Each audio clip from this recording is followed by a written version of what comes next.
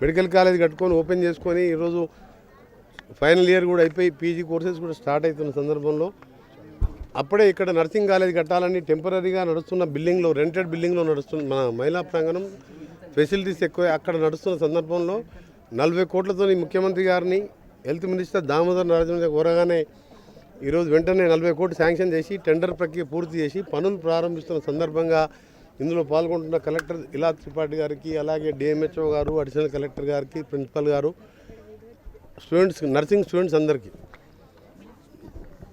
ఈ కాంగ్రెస్ ప్రజాప్రభుత్వం వచ్చిన తర్వాత ప్రభుత్వం విద్యారంగంపై ప్రత్యేక దృష్టి పెట్టి 20,000 కోట్లతోని ఇవాళ ఇంటిగ్రేటెడ్ రెసిడెన్షియల్ పాఠశాలలు ఈ పక్కనే రేపు 4వ తారీఖు రోజు టెండర్ పూర్తయింది.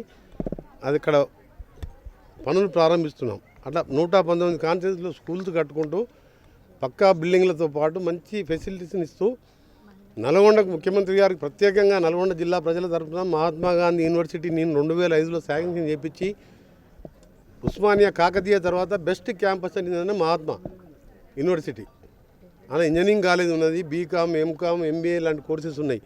కానీ ఫ్యాకల్టీ లేదు, అదర్ కోర్సెస్ లేవు.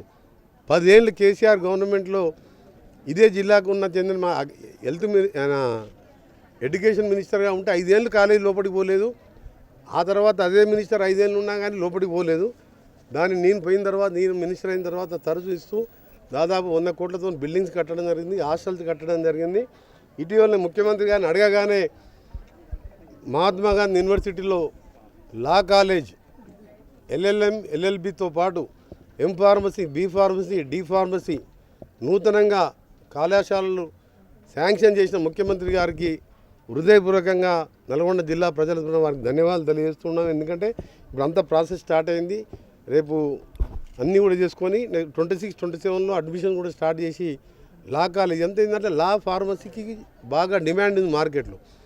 ఐటీ కంటే ఎక్కువ ఉద్యోగాలు ఈజీగా సెల్ఫ్ ఫైనాన్సింగ్ కోర్సులాగా ఉద్యోగాలు వస్తున్నాయి. 10 ఏళ్ళు ముఖ్యమంత్రి గారు కేసీఆర్ గారు అన్ని మాట్లాడి మొత్తం ప్రభుత్వ స్కూళ్ళని 6,000 స్కూళ్ళు బంద్ చేసి విద్యా వ్యవస్థను నాశనం చేసి ఫీజు రియంబర్స్మెంట్ లేకుండా 9,000 కోట్ల బకాయిలు పెడితే ఇలా విద్యతోనే అభివృద్ధి సాధ్యమని చెప్పి ఈ తెలంగాణలో నీళ్లు, నిధులు, నియామకాలకు వచ్చిన తెలంగాణలో ఇవన్నీ చేయాలని అప్పుల మీద ఉన్న 6,000 కోట్ల వడ్డీలు కడుతున్న ఈ కార్యక్రమాలను చేస్తున్నాం. తప్పకుండా వచ్చే 3 సంవత్సరాలే కాదు ఇంకా 5 సంవత్సరాలు, ఆ తర్వాత 5 సంవత్సరాలైనా కాంగ్రెస్ ప్రభుత్వం ఉంటుంది. తప్పకుండా ఇవన్నీ కార్యక్రమాలు చేస్తూ ఇలా బెస్ట్ ఎడ్యుకేషన్ అందియాలని చెప్పి మా లక్ష్యం. అందులో భాగంగానే ఇలా నర్సింగ్ కాలేజీని కూడా 9 నెలలు పూర్తి చేయబోతున్నాం.